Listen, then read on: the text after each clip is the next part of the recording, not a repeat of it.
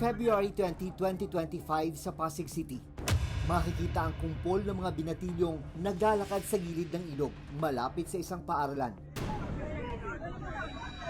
Maya-maya pa, makikitang nagtatalo na ang mga kabataan.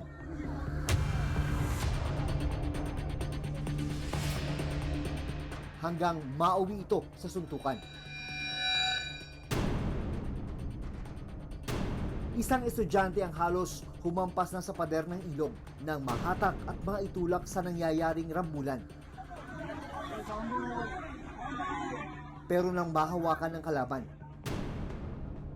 hindi siya nito pinakawalan at tuluyang pinagsusuntok.